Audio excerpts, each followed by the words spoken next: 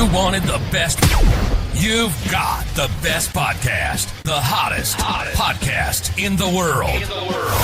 The Chris Voss Show, the preeminent podcast with guests so smart you may experience serious brain bleed. The CEOs, authors, thought leaders, visionaries, and motivators. Get ready. Strap yourself in. Keep your hands, arms, and legs inside the vehicle at all times, because you're about to go on a monster education roller coaster with your brain. Now, here's your host, Chris Voss. Hi, folks. It's Voss here from thechrisvossshow.com. There you go, ladies and gentlemen. The Iron Lady sings that makes it official. Welcome to the big show. As always, for 16 years and 2,700 episodes of bringing the Chris Voss Show and all the most amazing minds and people that we have on the show. Be sure to refer the show to your family, friends, and relatives. Go to goodreads.com/Chris Voss. Facebook, YouTube, LinkedIn, all /Chris Voss. You can always find me. No spaces, too, by the way. Maybe I should always say that. I wonder if people put spaces in my name. She is the author of the latest book that came out October 22nd, 2025, entitled Unlicensed Medicine, Releasing Ancestral Trauma and Unleashing the Power of Your Lineage. Today, we're going to be talking with a wonderful young lady on the show about her insights and everything that goes into it. We're going to be talking to Chahal. Did I get that right, Doc? Chahal, there you go. So we're going to get into with her book, her details, and all of her stuff there, and should be a pretty interesting conversation. Some of the insights of her: she's the author of the aforementioned book, and a teacher who helps people understand and heal inherited trauma. Dr. Chahal is a former psychiatry resident who quit Western medicine to focus on deep healing. Her powerful and vulnerable journey involved navigating her mother's schizophrenia and a family murder. Wow. Her insights on inherited trauma come where over 90% of our trauma isn't even ours, is deeply insightful and aligns with personal transformation. Welcome to the show, Doc. How are you? Thank you. Thank you so much. I am doing well. How are you? I am doing excellent. If I can just start speaking correctly, that'd be great. If I can get the words right. So give us any .coms, websites. Where do you want people to find you on the interwebs? My website is Dr. Meher Chahal. And my Instagram is also Dr. Meher Chahal. There you go. Sweet and simple. Yeah. So give us a 30,000 overview that you can on the website there. The overview of the website? Or I'm sorry, of the book. Of the book. So the book is it's very, very deep. I would like to start with that. It's a personal memoir of like healing from my own healing journey, of like healing from complex trauma, and really discovering the amalgamation of where Western medicine and Eastern medicine meet. And that's through what I discovered was systemic and family constellations therapy, which I am also trained in. I discovered this shortly after leaving my Western medicine training.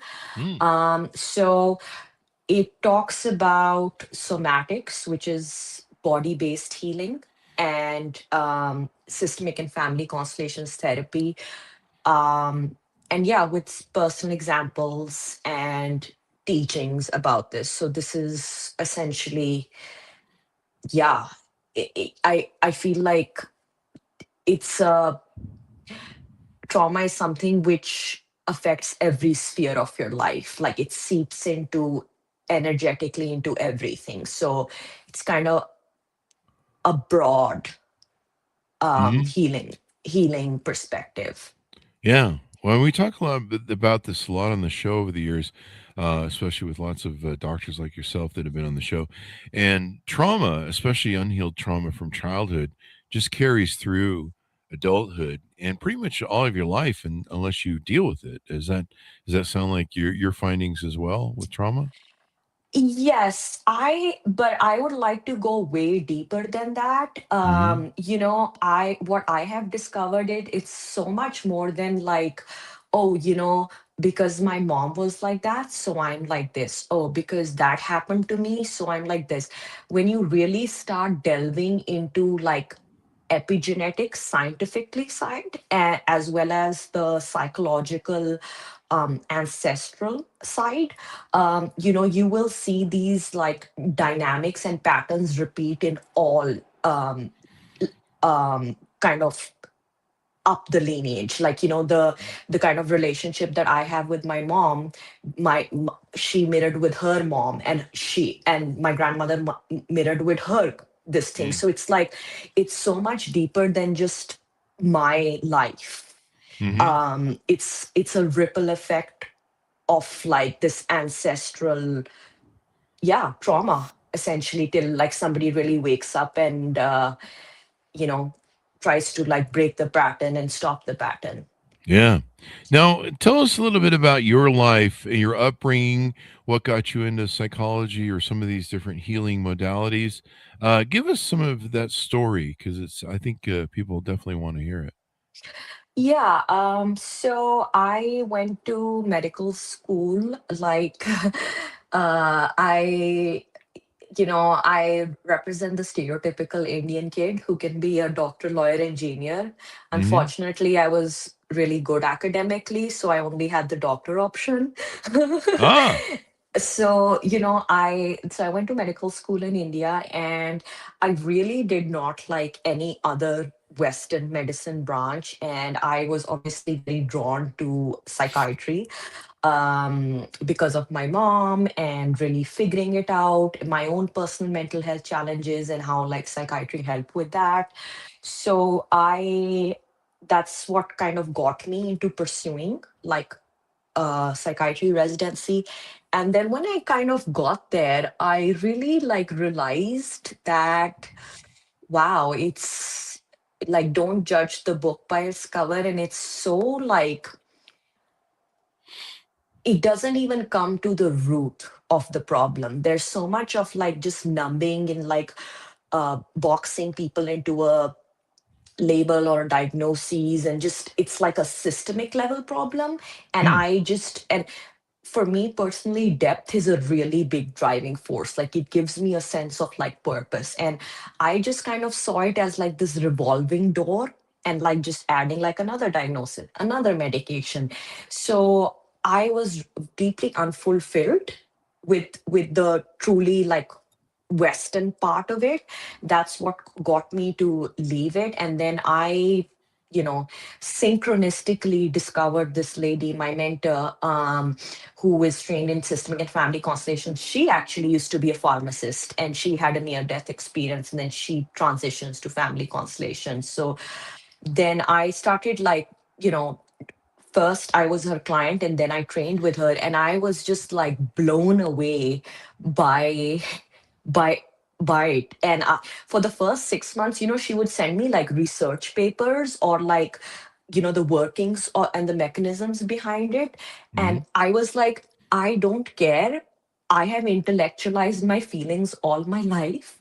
I don't want to read the science behind it. Oh.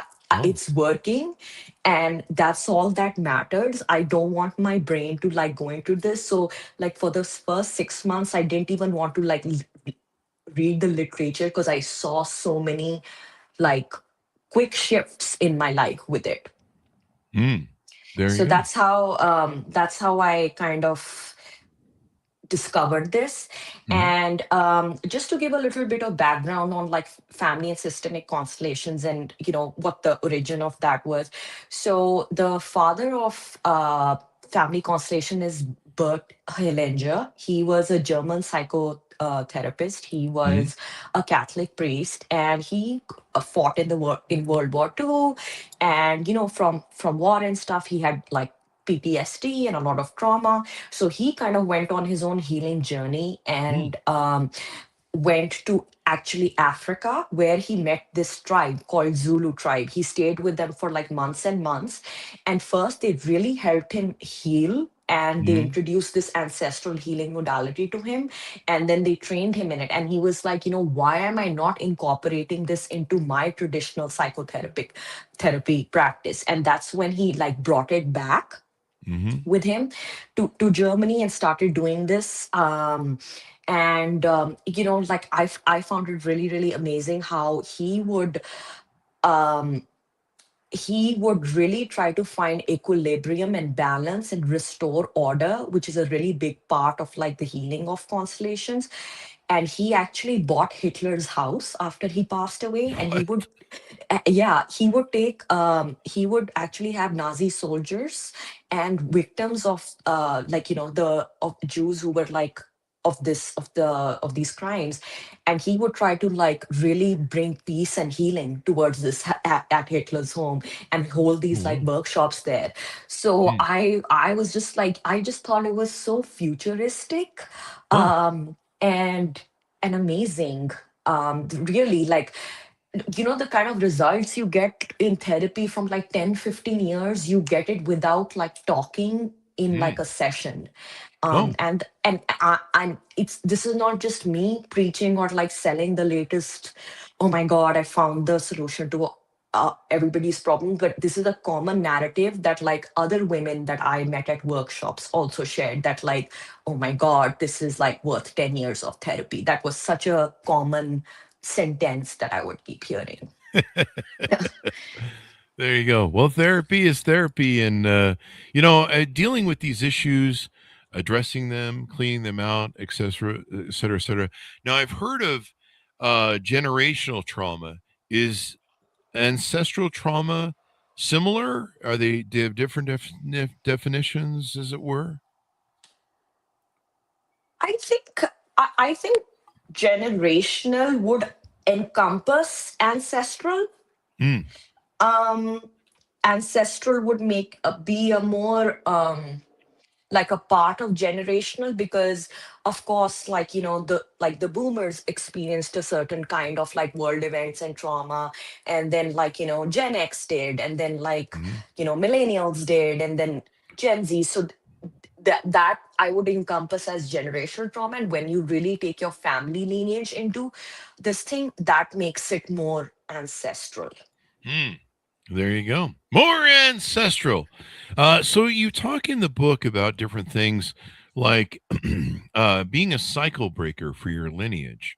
Talk to us about some of the effects and some of the things on here. I see there's some good news and some warnings about being the cycle breaker. um well, I would say, you know, the first step of healing or making any kind of change in your life is like an increase in consciousness and awareness to even like realize that there's an issue or a Mm-hmm. problem which needs to be changed. Mm-hmm. So that's the first step. Like, if you can't see that something is broken, you wouldn't even go down the path of trying to understand and heal it. Mm-hmm. So I would say that I think the pain of it got so much that it really pushed me to seek this modality Mm-hmm. as a healing. Yeah. Hmm. Yeah. That now, describe this pain for us, because there may be people in the audience that they're going through the same thing, and maybe they haven't identified it as a pain, or maybe they're in pain and they don't know what it is or why it is. What was that like for you, and how would you describe it? I really thought, like, how we started speaking on the show, that it was very much like, oh, childhood trauma. Like, my mom has schizophrenia, and I deal from the kind of classical symptoms of like neglect and overachieving and perfectionism. Like, it was very like X equals to Y. Oh, and very cross sectional. And when I really started doing constellation sessions, I started realizing how damn deep this runs, and Mm. how these patterns were like present in like women before my mom and like her mom's mom. And so it goes like almost 7 generations back. So it really broadens that. And I would say that if there is a, like you said, for people in the audience, if they're like struggling with something, if there is like a particular pattern that you're just not able to break through, or a particular kind of like, I don't want to call it like a curse, but there's a level of a block or a stuckness that no matter how hard you try, or how many sessions of therapy you get, or how much you talk it out, it just doesn't go away. I would say that probably there's something there which is much larger than yourself and much deeper and goes way back in the line than just yours. So, if you could really like broaden the lens and kind of see it from that perspective. There you go. Broaden the lens. See it from that perspective and stuff. Now, with the doing the unlicensed medicine with helping release the trauma, you studied like scientific medicine, all that sort of good stuff. Why do you feel that this works for you and your clients and other people better than maybe traditional medicine? What's the difference in betterment, good, bad, and evil, I guess, or whatever here? I, you know, I still do respect psychiatry, so I wouldn't want to, No. I think that there is a time and place for everything. And one of my therapists used to always tell me, Meher, like life is not or, it's and. And I really like resonate with that. I think there is a time and a place for medication. Like, if somebody's acutely suicidal or somebody's going through withdrawal, of course, sure, like psychiatry is like life saving. But when it really comes to like going down the root of the problem and really eradicating that, I don't think that Western medicine comes anywhere close to it. Especially because, and it's not like a doctor problem, because most of my colleagues were very nice, my attendings were very nice. It's not them that they don't have empathy or skills or intelligence. It's the system. It's like you have to practice medicine by what DSM, which is like the Bible of psychiatry. Like, you have to somehow fit the diagnoses into that box. And, you can't just, if somebody comes to you, you can't just discharge them without a diagnosis. So so the system benefits of billing and then insurance and then pharma companies, there's like so much like complexity involved in it, so it's like a systemic problem and not so much of a doctor is not good to patient problem. And it doesn't even scratch the surface. And I feel like I was not making any genuine difference. I just felt this like sense of like frustration that, oh my god, we just discharged you from the psych ward like on Monday and he's back like 48 hours later.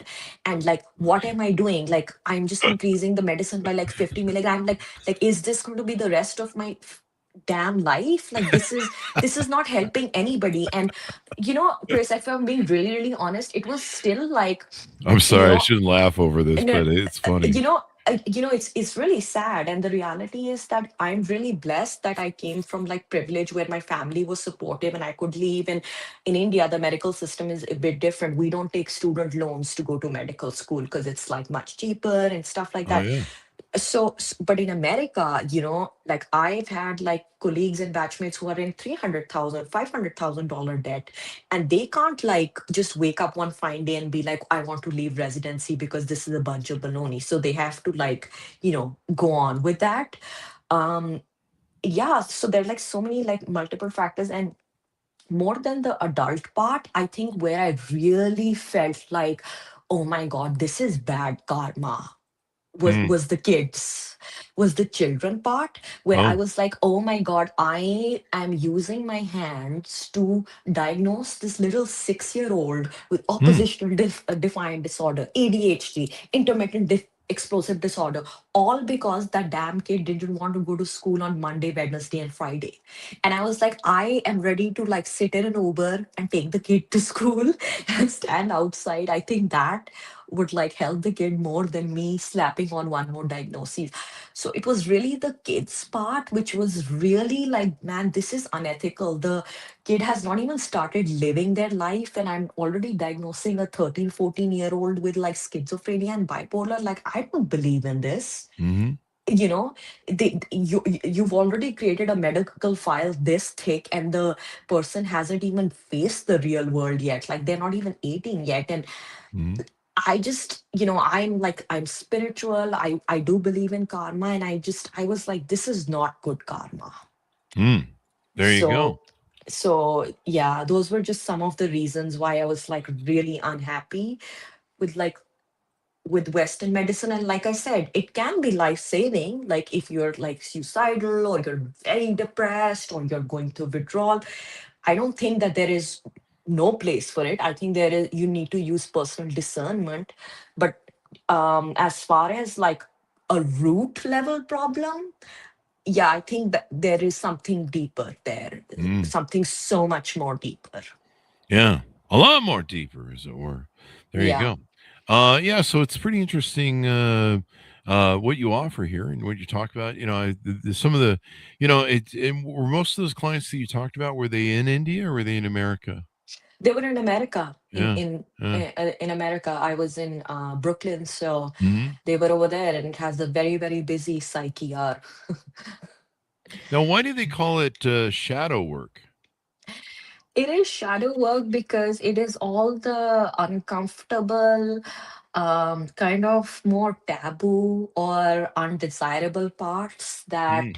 you don't want to look at. I remember I had a teacher once, and she called the shadow your shame cage. You know, Your shame things that cage. Huh. things which are you don't want to take a look at, like and you don't want to deal with, so you kind of like play sweep under the rug. You hide the skeletons in the closet till one day, you can't like ignore it, till it gets, what you repress has to come out in like uglier ways sooner or later. Like Freud said that. And the word shadow was really, like Carl Jung really spoke about that. Hmm. But that each of us carries a shadow, and the brighter the light, the darker the shadow. Mm. So that's what really drew me into this. And I think I'm really like attracted to that kind of work. Oh, wow. So you basically help people with this. Now, I don't know if you want to promote any of the stuff on your website, but you help people uh, with some of the issues they might have. What we've talked about here, and do you want to promote any of that so that people can check that out if they need help? They are hearing the broadcast. Yes. So I think the only reason I'm not actively promoting it is because I'm in a transition. I'm actually moving back to India, to Mumbai. So there's a lot of like transition happening in my life. That's why I'm Mm-hmm. like avoiding like any kind of work commitment. But if anybody wants to like reach out to me personally, all my details are on my website, and they are more than welcome to email me, book a session with me. I think it's pretty up and running. There you So go. yeah, And what's the website again so people can find it? drmeherchahal.com. There you go. So give us your final pitch out to people to order up your book, contact your website, and all that good stuff as we go out. Yes, if you've been feeling like you've been on your healing journey for a long time, or you're just starting it, or you're really frustrated that you've tried every damn thing, from like plant medicine to like six different psych meds to like, I don't know, everything, and nothing seems to be working. Mm-hmm. um I would say there's no harm or side effect in trying constellations. And um, there are a lot of constellation practitioners all over the world. It's actually practiced all over the globe. It's just not as mainstream. Mm-hmm. Um, and I think that was kind of my intention to, like, when something is so powerful, why is this not being like promoted? um so that is kind of like my intention with it. Try it out. You have like nothing to lose, and you might just be super surprised at what you may find, Mm-hmm. which may come through in your lineage or your ancestors. And you know so constellations is a very, for me, it is a perfect representation of spirituality and science. It's like it's so epigenetic, and it's also so spiritual and soul level. And when you heal, you essentially are healing for your lineage and your ancestors. Your ancestors, you have the opportunities that your ancestors prayed for. And when you really heal that connection with your ancestors, you're able to receive a lot of life force energy from them. Those blockages or those entanglements or those severances from family and ancestors, once you're able to kind of remove that through constellations, you get so much more blessing and love. Oh, and wow. and and just energy from your lineage. So and you need that for so many things, whether it's your creative baby, your project, your business, money, so many things. So it's truly very practical and also materialistic, but also very spiritual. So it really satisfies my both left and right brain. So I would say that, like, check out my book, Unlicensed Medicine. It's in, I think, Barnes and Nobles. It's on Amazon. It's on Kindle. And then there's my website if you're interested in like booking a one-on-one session. Yeah, that's what I would suggest. All right. Sounds good then. Well, it's been wonderful to have you on the show. Thank you for coming on, Doctor. Thank you. Thank you so much for having me. Thank you. And thanks, friends, for tuning in. Go to goodreads.com/Chris Voss, LinkedIn.com/Chris Voss, all those crazy places on the internet.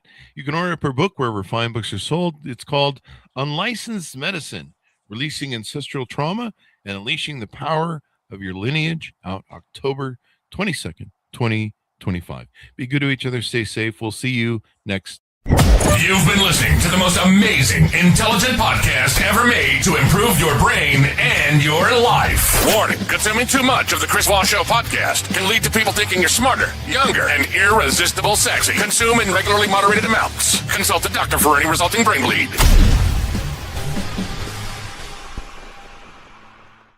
All right, great show.